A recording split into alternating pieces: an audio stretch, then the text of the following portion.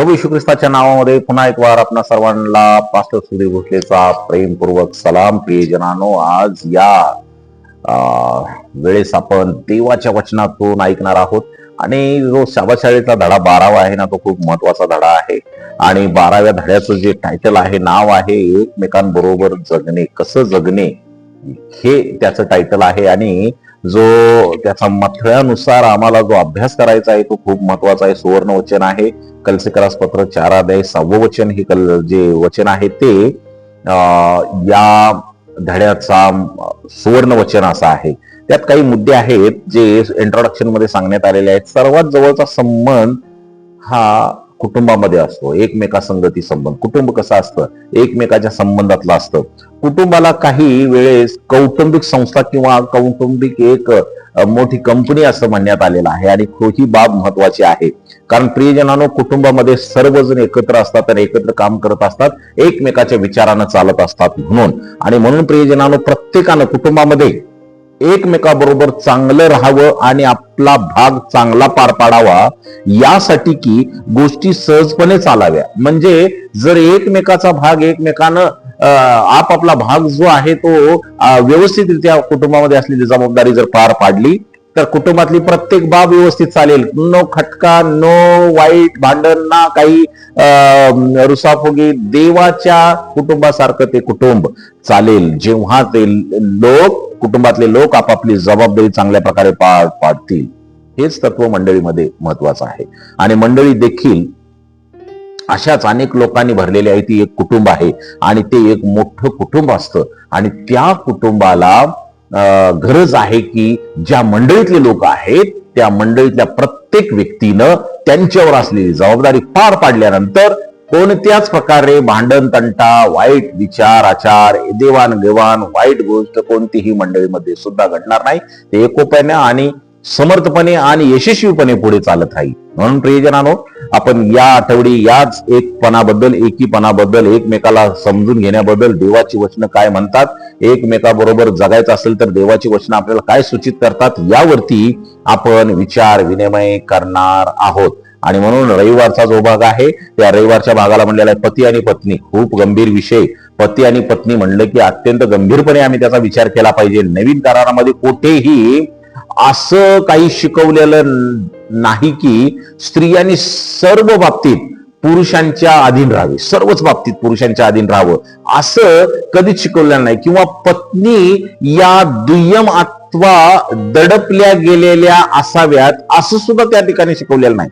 या पत्नी म्हणजे जी आपली मिसेस आहे ती दुय्यम आहे, दुय्यम दर्जाची आहे असं कोणत्याही ठिकाणी बायबलमध्ये शिकवण्यात आलेलं नाही.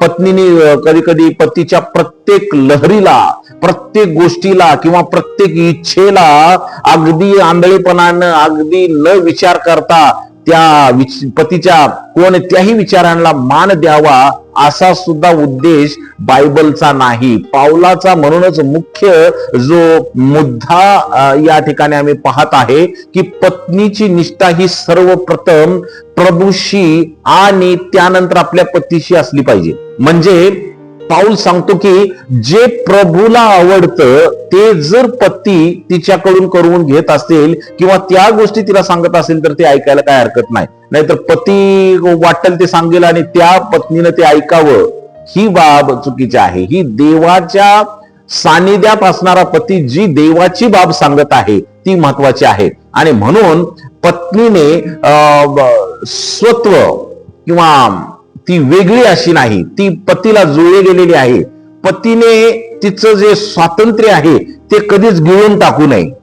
बघा, ख्रिस्ती कुटुंबामध्ये हे झालं पाहिजे. पतीनं आपल्या पत्नीचं स्वातंत्र्य कधीच नष्ट करू नये, गिळून टाकू नये आणि असं होता कामा नये. तसेच तिची जी सत्सद्विवेक बुद्धी आहे किंवा तिचा जो अंतरात्मा आहे त्यालाही दुखावू नये. ही बाब खूप महत्वाची आहे ख्रिस्ती कुटुंबांच्या मध्ये. प्रियजनांनो, इफिसकरास पत्र 5वा अध्याय आणि 25व्या वचनामध्ये खूप महत्वाचा सल्ला या ठिकाणी देण्यात आलेला आहे. ख्रिस्ताने मंडळीसाठी स्वतःचे समर्पण करून तिच्यावर जे प्रेम व्यक्त केले याविषयी संपूर्ण बायबलमध्ये आपल्याला सांगण्यात आलेलं आहे. पतीने आपल्या पत्नीवर कसे प्रेम करावे याचे उत्तम उदाहरण ख्रिस्ती पतीला नक्कीच मिळते. हे जर आम्ही वाचलं, इफिसकरास पत्र 5 अध्याय 25 वचन, याच्यामध्ये येशू ख्रिस्तानं मंडळीसाठी काय केलं या सर्व गोष्टी जर ख्रिस्ती पतीला जर समजल्या तर त्यातून तो पत्नीसाठी काय काय करायचं आहे तर नक्की शिकून जाईल. पतीच्या हितासाठी किती मोठी किंमत मोजावी लागते ही त्या वचनातून आपल्याला सुचेल. तरीही इतकी मोठी किंमत मोजावी लागली तरीही येशू ख्रिस्ताने ती किंमत मोजली, कारण तिचं प्रेम मंडळीवर होतं. त्याच प्रकारे पतीनं आपल्या पत्नीवर प्रेम करणं गरजेचं आहे. त्यासाठी कोणतीही किंमत मोजावी लागली तरी काही हरकत नाही. प्रत्येक ख्रिस्ती पती आपल्या पत्नीशी एकनिष्ठ राहायला पाहिजे, सतत तो एकनिष्ठ असला पाहिजे. विश्वासणारे सर्व पती त्यांच्या जीवनभर असे निर्णय घेतील की जे पत्नीच्या सर्वोत्तम हिताचे असतील. कोणताही निर्णय घेताना त्यामध्ये पत्नीचा विचार आहे का हे ख्रिस्ती माणूस, ख्रिस्ती व्यक्तीनं, विश्वासणाऱ्यानं करणं गरजेचं आहे. अर्थात सामान्यतः हे हितसंबंध परस्पराशी सुसंगत असायला हवेत. यातूनच जे हितसंबंध आहेत, जे संबंध आहे पती पत्नीचा, तो बळावला जातो किंवा त्याच्यामध्ये ताकद वाढते, त्याच्यामध्ये खूप मोठी शक्ती निर्माण होते, ते घट्ट होतं नातं. म्हणजेच पत्नीने सुद्धा पती जे काही, प्रियजनानो, पत्नीने सुद्धा पती जे काही आपल्यासाठी करत आहे ते विसरता कामा नये. दोन्ही बाजूने हे पाहिजे. अशा प्रकारच्या प्रेमामुळेच पत्नीला आपल्या पतीचा आदर करण्याविषयी देवाची आज्ञा पाळणे अधिक सुलभ जाईल, सोपे जाईल. इफिसकरास पत्र 5 अध्याय आणि 33 वचन जर तुम्ही वाचलं तर त्यामध्ये आपल्याला पाहायला मिळेल की सांगतं आपल्या पत्नीला की तुम्ही जर पतीच्या देवाच्या इच्छेनुसार आज्ञेत असाल तर तुम्हाला इतर आज्ञा सुद्धा पाळण्यामध्ये सोपं जाईल. एक सुशिक्षित आणि सदृढ ख्रिस्ती वैवाहिक जीवनाची किंवा कुटुंबाचे वैशिष्ट्य म्हणजे पती आणि पत्नीचा कुटुंबातील परस्पर सहभाग खूप महत्वाचा आहे. म्हणजेच कुटुंबासाठी असलेल्या प्रत्येक चांगल्या गोष्टी करता एकमेकाशी सल्लामसलत करणे, प्रत्येक चांगल्या बाबींचा जी कुटुंबासाठी उपयुक्त आहे तिचा एकत्रितपणे विचार करणे आणि जी गोष्ट कुटुंबासाठी भल्याची आहे त्या गोष्टीचा एक जोडी म्हणून विचार करणे आणि त्यावर निर्णय घेणे खूप महत्वाचं आहे. काही वेळा जेव्हा संपूर्ण कुटुंबावर गंभीर परिणाम करणारे निर्णय घेतले जातात किंवा निर्णय घ्यायचे असतात, अशा चर्चांच्या मध्ये, अशा निर्णयांच्या मध्ये मुलांना सहभागी करून घेणं योग्य ठरू शकतं. परंतु प्रियजनानो, पालकांनी, खूप गंभीर बाब आहे, पालकांनी मुलांच्या समोर कधीही आपापसात भांडण करू नये. या प्रक्रियेनंतर सुद्धा समजा आपण मुलांना सहभागी घेतलं, निर्णय घेताना, कुटुंबामध्ये निर्णय घेत असताना सहभागी करून घेतलं आणि या प्रक्रियेनंतर सुद्धा जर पती आणि पत्नी एखाद्या निर्णयावर एकमत होऊ शकले नाहीत, अनेकांची मदत घेऊन जर एखाद्या गोष्टीवर एकमत होऊ शकले नाहीत, तर शांती प्राप्त करण्याचा आणि ते भांडण मिटवण्याचा बायबल संमत मार्ग असा आहे की पतीने आपल्या पतीचा निर्णय मान्य करावा.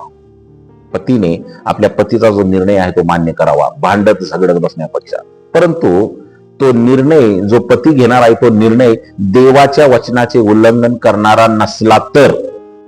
कधी कधी एक मजेशीर बाब समजण्याजोगी आहे प्रियजनानो, की बहुतेक वेळेस किंवा कदाचित सर्वच वेळेस पतींना असे प्रसंग नक्कीच आठवत असतील जेव्हा त्यांनी आपल्या पत्नीचे म्हणणे ऐकले आणि तिचा सल्ला मांडला, याचा त्यांना मनापासून आनंद झाला आणि तो निर्णय योग्य होता.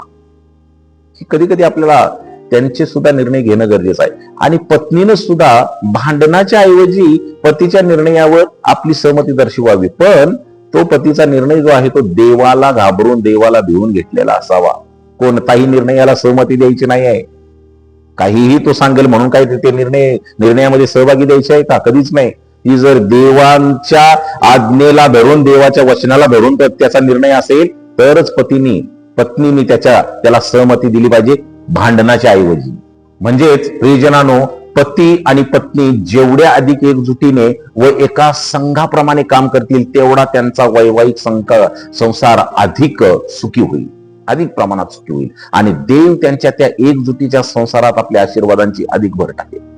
हे आम्ही विसरता कामा नये. देवाच्या वचनाने आपले वैवाहिक आणि सांसारिक संबंध अधिक दृढ करूया प्रियजनांनो.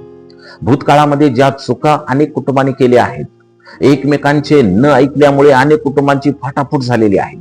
त्यांची मुलं उघड्यावर पडलेली आहेत. त्यांना कोर्ट कचेरी आणि वेगवेगळ्या वाईट गोष्टींना सामोरे जावं लागलेलं आहे. हे सर्व टाळायचे असेल तर आपल्याला देवाच्या म्हणण्याप्रमाणे आपलं कुटुंब एकत्र जपण्यासाठी दोघांनी आणि विशेषतः सर्व कुटुंबाने एक चित्त असावे. त्याचप्रमाणे मंडळीने सुद्धा एक चित्त राहावे. यातून मंडळी सुद्धा सदृढ होईल आणि कुटुंब सुद्धा सदृढ होईल. देव बाप तुम्हाला आशीर्वादित करो. आमेन.